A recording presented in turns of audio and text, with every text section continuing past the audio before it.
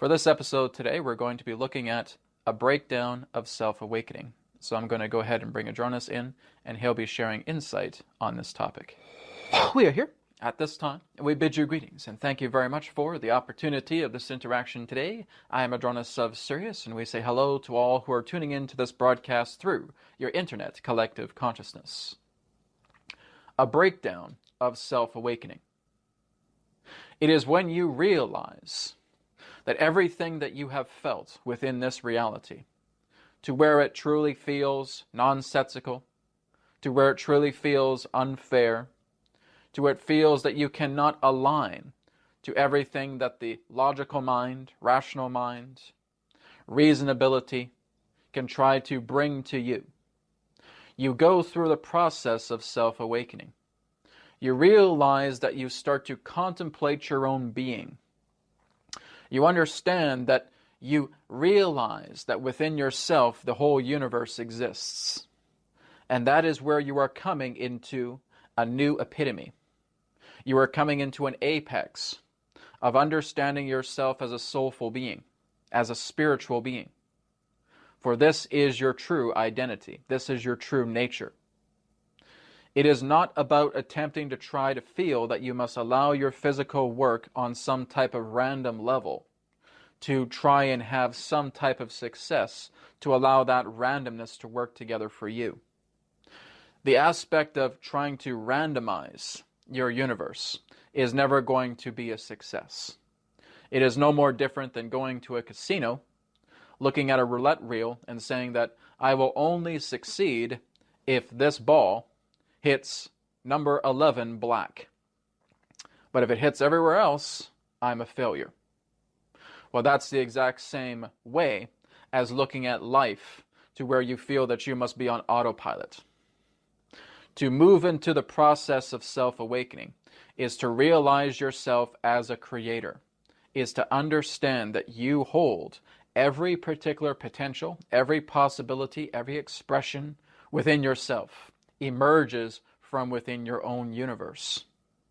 The understanding of how one can truly be in an awoken state of being is by realizing that they are connecting with all of the infinite creatorship within themselves. They are aligning to the principle. They are understanding that they make everything happen. You have to look back at your choices. You need to look back at where you felt you have gone into an area that you feel you do not belong, to where you have gone against the grain. And that a person who is going through self-awakening needs to repair those particular facets. They need to start making new decisions. So while you start to develop yourself on the awakening path, it all comes into the idea of giving yourself personal time, self-time, and looking into where you feel that there has been chaos and understanding that what you're creating are boundaries. You are understanding that if you are just basically going off half-cocked and feel that you are allowing everybody and everything into your space without any filter in place, while you are still attempting to understand how you got into this chaos, you will only completely disrupt yourself a great deal more. You will fall deeper and deeper into that abyss of chaos. It is important that you are establishing boundaries. Boundaries that complement the idea of where you are presently. For these boundaries are simply temporary. As you move through these particular boundaries, you're now starting to evaluate the choices that you have made previously. I felt like I was an outcast with my family. I felt like I didn't belong. I felt like I was a black sheep, and that nothing I did really mattered. Why did I get into this family in the first place? I feel like I'm a very positive person. How could it have happened that I've ended up with a family who has nothing in the idea of true love for me or for themselves, who really don't understand their spiritual nature? How did this happen? This happened because you decided to come into a family like this because you were once like them. You were once like that particular person. This is why you're going through an awakening experience right now, is because you felt in that sense that you were unloved, that perhaps you had a difficult time trying to love other people. But now something within you has opened. There is a blossoming that's taking place within yourself.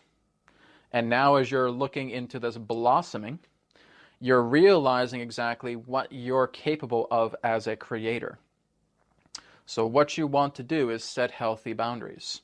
You want to look into your feelings. You want to gain more of an understanding about where you felt that you have been going against the grain and how you can turn yourself back around. And a lot of that comes through personal self-understanding. The awakening process is allowing an invitation for you to go within and to look into the patterns that you have created that you don't prefer. You have to understand that the process and the breakdown of self-awakening is not a fully comfortable one.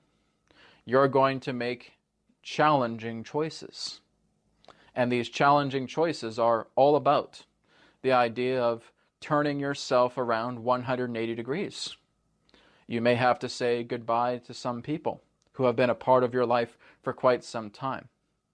You may have to say goodbye to an old form of work that does not complement you, because these have always been the fail-safes.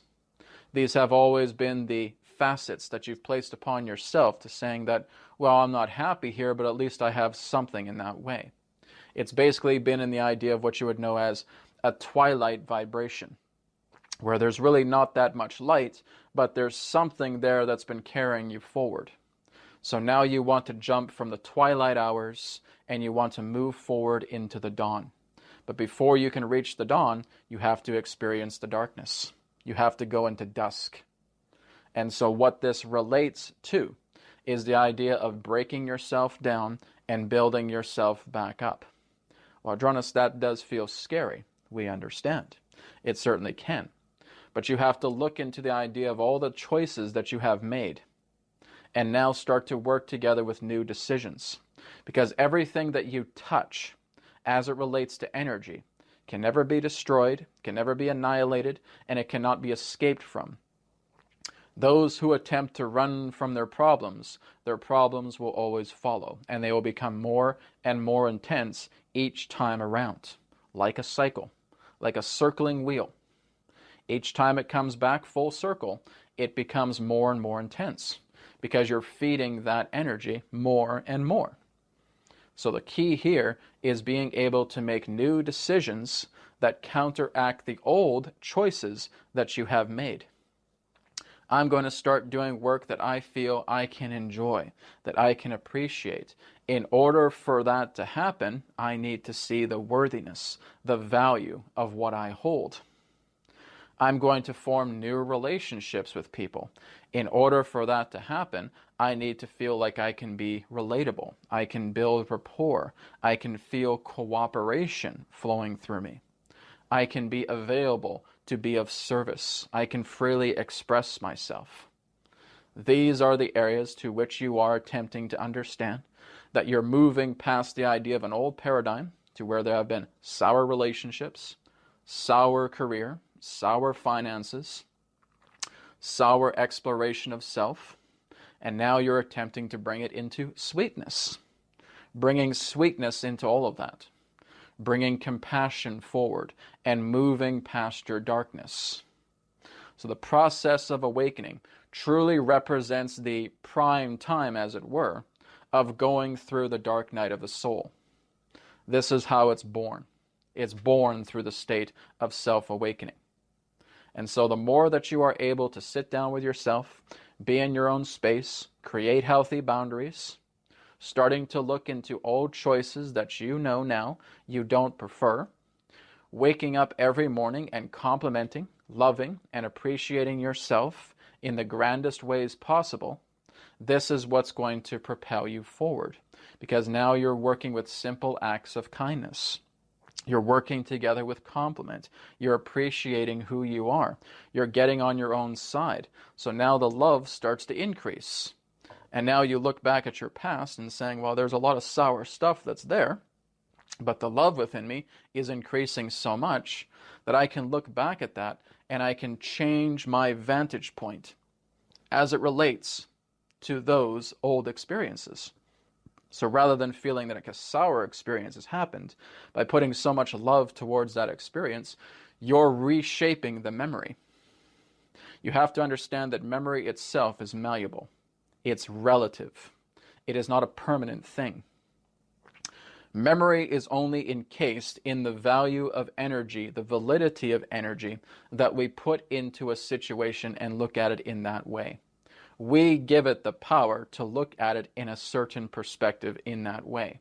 And that becomes, again, the illusion of feeling that memory is permanent. It's not. It's like a camera that's floating in the air. And you can take that camera and you can reposition it and move it into any particular angle you wish to create maybe a happy memory, a happy moment, rather than something that looks sour and sad.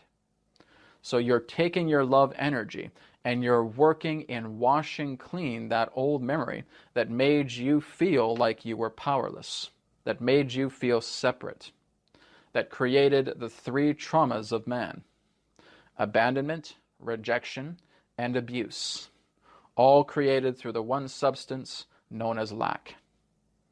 And so now you're working in turning your lack into love. And that love will happen as you start to compliment yourself, getting on your own side, working with yourself, being your ally as much as you can on a daily basis. This is the process of going through this awakening. This is the idea of how it unfolds. Working with yourself, being your ally, giving yourself time to explore yourself and creating healthy boundaries so that you now have the time to explore yourself as you unfold into your awakening.